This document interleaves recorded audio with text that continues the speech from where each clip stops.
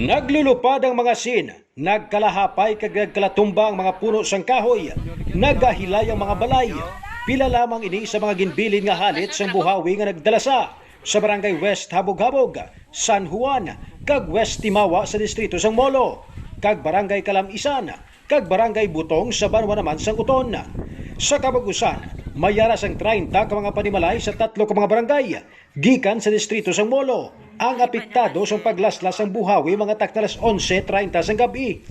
Sa inisyal nga impormasyon nga nakuha sang Radyo Bandera Iloilo, 24 ka mga balay sa West Habog-Habog ang napektuhan ko sa diin. 6 diri ang totally damage, samtang 18 naman ang partially damage. 5 naman ka mga puluyan sa San Juan ang ginhalitan sa buhawi, kung sa diin 2 diri ang totally damage, samtang 3 naman ang partially damage.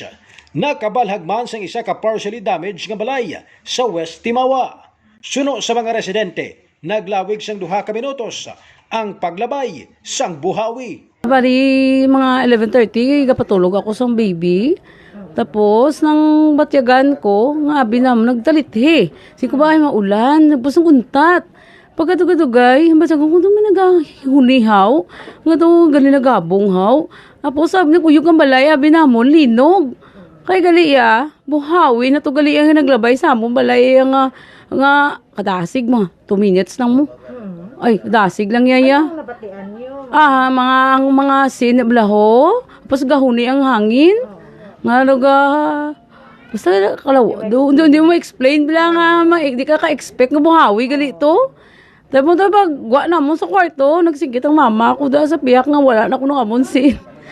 Oo, may lang gani kayo, wala man sa mga bala nga stroke por sa nga daan, may nagigda sa.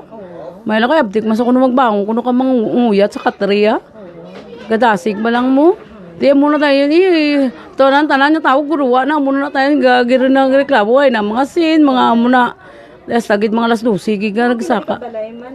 Samtang ginabanta naman nga nagadangat naman sa kapin 20 ka mga panimalay ang apektado sa pag-igo sa buhawi sa pilang kabahin sang Uton, mga pasado alas 12 kay nasang kagahon. Pila ka mga naapektuhan mo ang balay sa barangay Butong kag barangay Calamisan.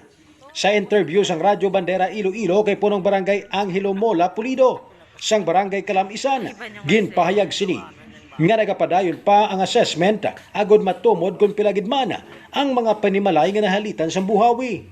Sa karon, temporaryo nga nagapuyo sila nga katupad balay ang mga pamilya nga nahalitan. Samtang ginahulat pa ang pinal nga assessment sang DSWD.